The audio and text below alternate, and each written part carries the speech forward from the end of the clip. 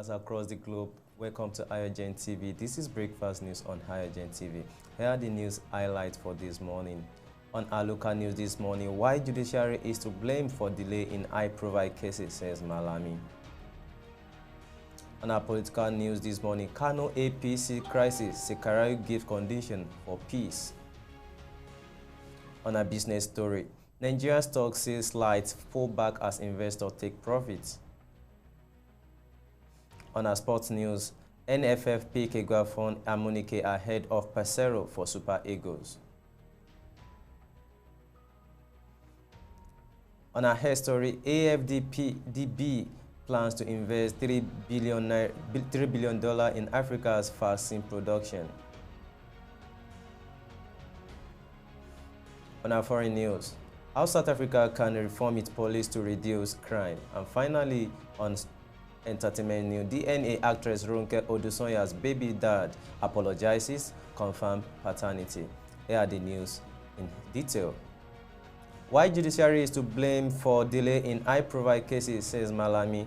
The Attorney General of Federation, Abubakar Malami, has blamed the Nigerian judiciary for the nagging problem of delay in the determination of high-profile corruption cases in the courts. Mr. Malami said this in an interview on a popular program, Politics Today, on Monday, citing the case of former Secretary to the Government of the Federation, Babaja Lawal, who trial at the High Court of the Federal Capital Territory over alleged abuse of office. Mr. Malami said, "You cannot by any stretch of imagination place a blame associated with the conclusion and determination of the case on the desktop of the executive arms of government. It is exclusively a judiciary affair." He said the government was applying the innovative provision of the Administration of Criminal Justice Act 2015, a legislative intervention aimed at curing the teething problems of delayed criminal justice administration in Nigeria. One of such provisions is the law is the day-to-day hearing of criminal cases. But corruption cases involve political exposed persons. PEPs are lingering for years, despite this provision, which Mr. Malami blamed on judiciary. Malami's half-truth. While Mr. Malami's assertion blaming the judiciary for the delay of high-profile corruption cases may be true with regard to certain cases, it is not in respect of others.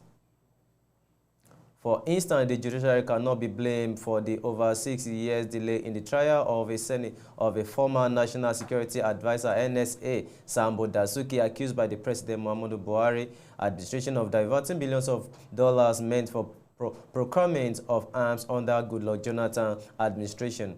The delay is rather due to the illegal detention of Mr. Dasuki for about 4 years by the State Security Service (SSS), frustrating its precaution by the Economic and Financial Crisis Commission (EFCC) at the FCT High Court, Abuja.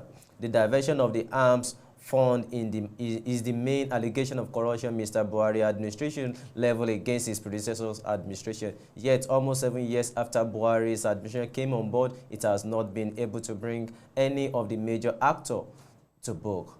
A former National Publicity Secretary of the People's Democratic Party, Olisameto, was convicted and jailed by the Federal High Court in Abuja for fraudulently receiving part of the arm fund from Mr. Dasuki to run the party 2015 presidential election. But the conviction being overturned by the Court of Appeal in Abuja. One of such cases that judiciary can also not be blamed for a delay is one involving a former petroleum minister, Dizaini Alize Madueke, whom the Nigerian government has not been able to extradite to face the money laundering charge filed against her by EFCC in 2018. But a case like that of a former governor of Benue State and serving Senator Gabriel Shoswan, who is facing money laundering charge involving diversion of 3 billion naira in state fund, fits not into the category of high-profile case that the judiciary is to blame its delay. Between 2015 and 2020, the case was transferred between 2 judges on 3 different occasions. The order for the last transfer of the case in 2020 from the judge who had made substantial progress in the case within a relatively short period of time to the other judge who was adjourned to be reluctant handling the case was made by Court of Appeal in Abuja in February 2020. Mr. Malami, in blaming the judiciary for the prolonged hearing of high-profile cases, shied away from the problem that make the criminal justice system vulnerable to the manipulation of the rich and influential corrupt suspects. He also failed to acknowledge the practicability of the ACJA provision of the day-to-day hearing of criminal cases, given the high volume of cases, limited numbers of judges, infrastructures, and equipment some of the courts contend with. There has also not been any known action taken by the minister as Nigeria Chief Law Officer to address delay attributable to judge or court administration. On our political news, Kano APC crisis Sekarau gives condition for peace. The Ibrahim Sekarau faction of the All Progressive Congress APC in Kano State says it will accept only a just, fair, and equitable hearing formula for the composition of the executive committee of the party in the state. It will be recalled that the national leadership of APC had met the warring parties on Saturday, where it was agreed that the state executive committee of the party will be shared between the two camps. The national leadership announced that it will release the sharing formula on Monday and deploy a committee to ensure full compliance with it in the composition of the executive committee. The faction in a statement called on APC member in Kano to remain calm and loyal to the party until the reconciliation process comes to an end. The statement was jointly signed by Ibrahim Sekarau, Senator Kano Central, Beru Jibri, Senator Kano North Tijani Jobe, among others. The statement read, as we await the proposal of the national leadership, we assure Timi supporters that we shall closely study such proposal and accept only what is just, fair, and equitable in the interest of ensuring inconclusive in our parties and strengthening party cohesion. When we, the undersigned, hereby reaffirm our total support and committed to the promotion and development of the idea of our great party, the All Progressive Congress in Kano State and Nigeria in general. Everyone is aware of the effort initiated by the national leadership of our party are aimed at finding a possible way and meaning of amicably resolving the crisis between the Kano State chapter of our great party. We wish to commend the great initiative of the national leadership. We wish to unequivocally state that up to this moment of issuing the statement, there is no final decision taken and or conclusion reached in the reconciliation process going on. As we await the proposal of the national leadership, we assure our teaming supporters that we shall closely study such proposal and accept only what is just, fair, equitable, and interest in ensuring consistency. This is in spite of the fact that we are beneficiary in the two judgments issued number FCT/HC/CFE/2030/2021 of 30/11/2021. We wish to call on every party member in Kano State to remain calm and loyal to the party until the reconciliation process comes to an end. We thank you all for your continued support and prayer as we continue to stand for truth and justice in the party.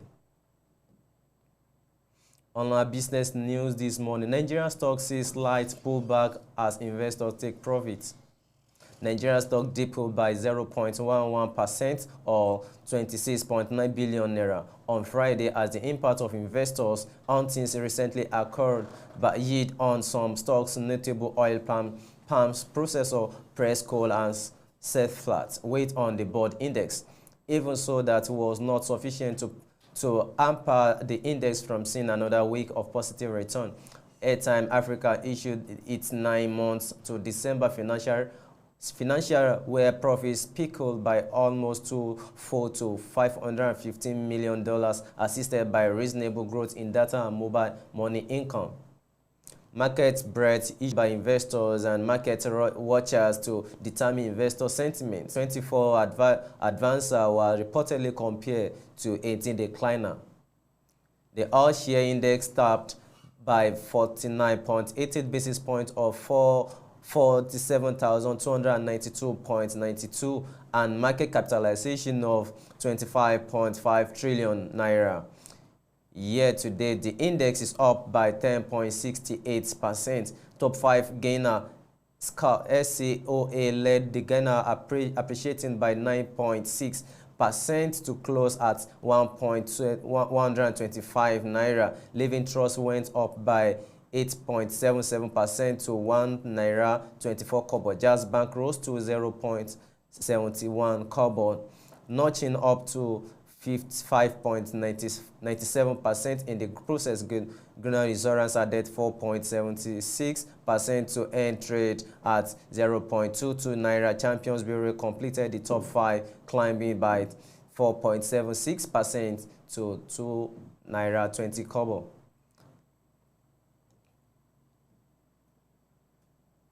On our sports news this morning, NFF pick Eguavoen Amunike ahead of Pissarro for Super Eagles. The Nigerian Football Federation (NFF) has finally made an official statement on the composition of the Super Eagles technical crew ahead of the World Cup playoff coming up next month against Ghana.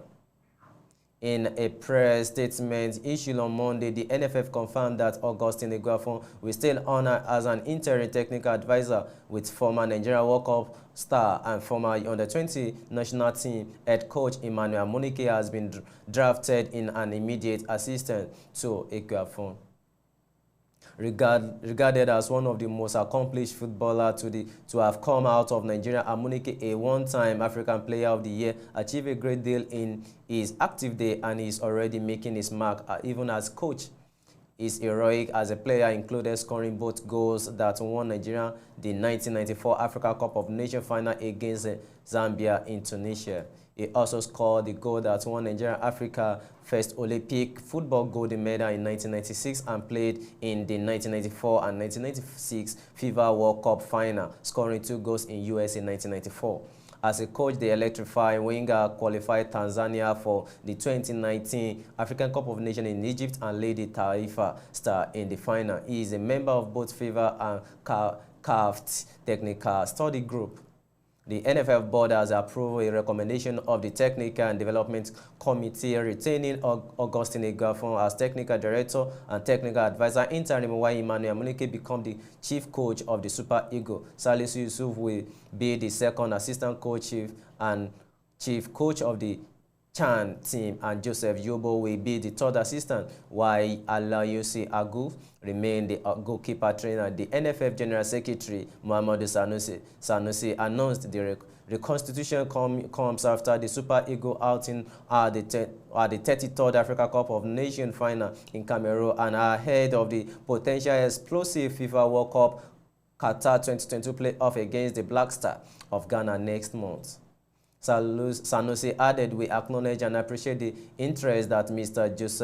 Jose Pissarro has shown in Nigerian football during our very cordial discussion and have absolutely no doubt about his capacity.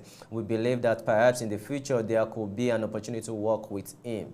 However, in view of the positive performance of the Super Eagles in just concluded Africa Cup of Nations, which has given hope to Nigeria and boosted our confidence in the present coaching crew to qualify us for the World Cup in Qatar, we have decided to accept the recommendation of Technical and Development Committee to retain a Eguavoen-led coach crew and strengthen it with addition of Emmanuel Amunike. The Super Eagles will take on Ghana Black Star in FIFA World Cup qualifier Qatar 2022 playoff run scheduled for the month of March. Before now, there has been growing debate on whether Eguavoen will be retained or to continue as the national team handler, or whether an extra hand should be brought to manage the Super Eagles. After the sacking of SY Super Eagles manager Kenneth Rad last December, Eguavoen, who is the NFF Technical Director, was drafted to lead the national team to African Cup of Nations in Cameroon.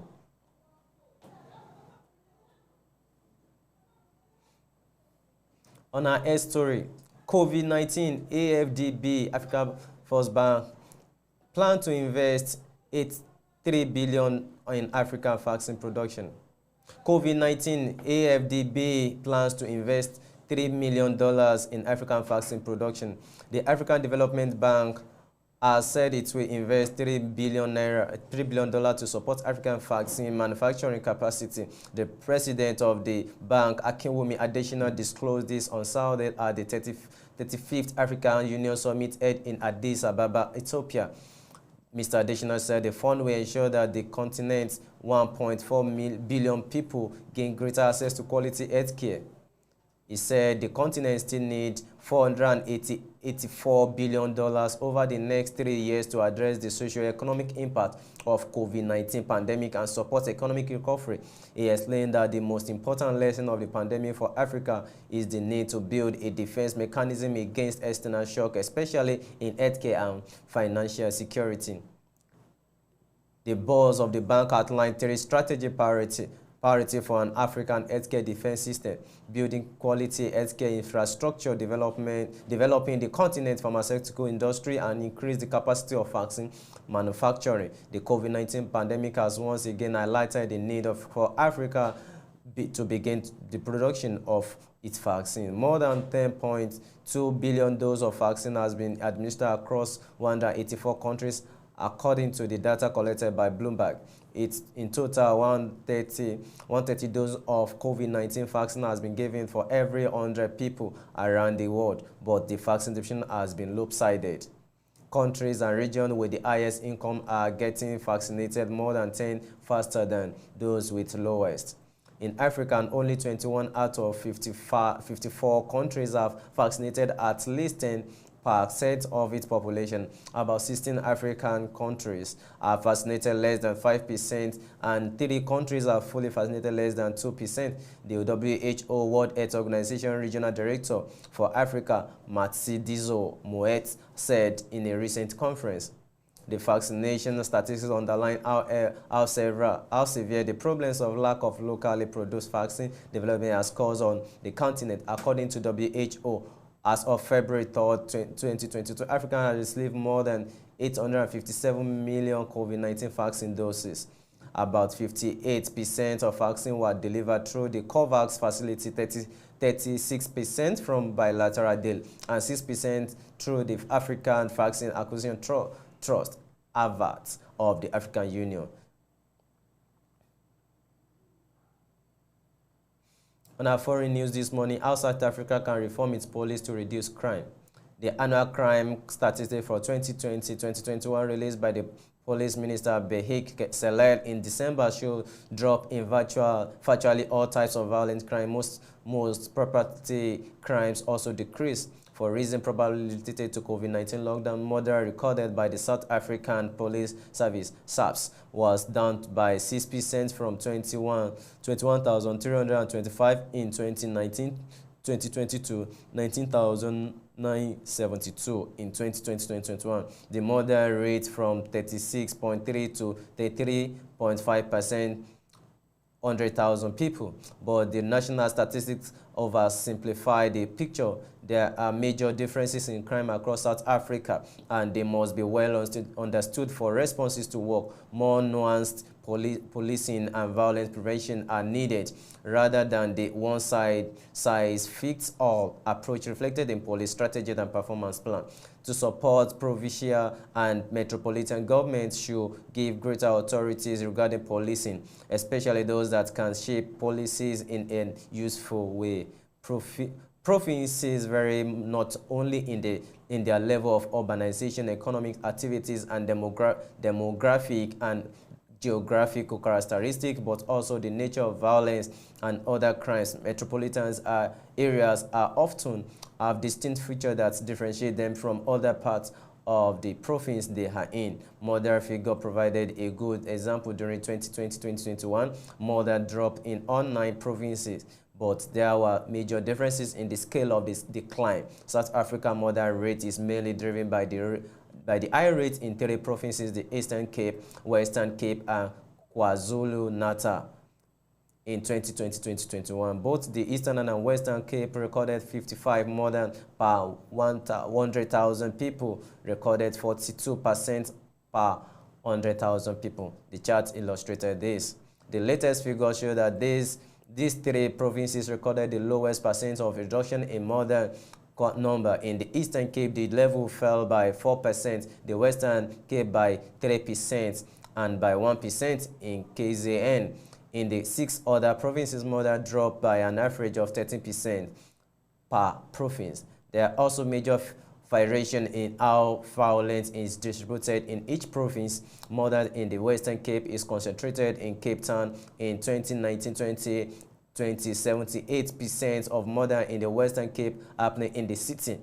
A quarter of these are believed to be gang-related. Gang violence is concentrated in specific parts of Cape Town, mostly the Cape Fleet. The Eastern Cape also has a gang violence problem concentrated in the northwestern suburban of Kibari and other nearby parts of the Nelson Mandela Bay Metro. And finally, on our entertainment news, DNA actress Ronke Odosonya's baby father apologizes confirmed paternity. The paternity scandal between actress Ronke Odusonya and the father of her child, Olanrewaju Said Aramolate, popularly known as Jago, was taking a U-turn. Earlier last year, the social media space was saturated with the sudden breakup of the actress and Jago. The case has been in court over the custody of their daughter. On the 10th of February 2021, Jago stood before the court and requested a DNA test of their daughter to determine paternity before carrying on with proceedings. Taking a U-turn, Jago took to his Instagram page on Monday to openly apologize for demanding DNA test concerning the paternity of his daughter, Fifeomi, whom the actress welcomed in 2019. Jago said, "I'm using this video to clear the air concerned the DNA request I made at the court. I'm really sorry about that, and I want you guys to know that Olua Fifeomi Aramolate is my daughter and I love her so much with all my heart." He captioned the video, "Olua Fifeomi is my daughter, I love her so much," at Ronke Odusonya. Stay tuned to AYOGEN TV as we bring you the highlights before we end the news on Breakfast News this morning.